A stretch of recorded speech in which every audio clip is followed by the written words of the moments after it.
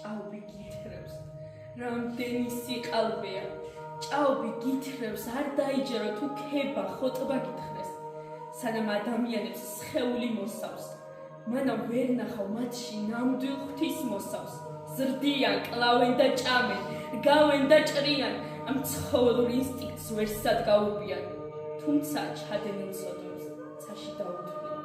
ამდენი ტყუილი, დაცემა, გაცემა, ყაჩაღობა, ქურდობა, ძარცვა და ცემა, შეურაცხყოფა, ხულიგნობა, წყვალება, გარყვნილება და გაუპატიურება, ბრბოთა აღტკინება და რევოლუცია.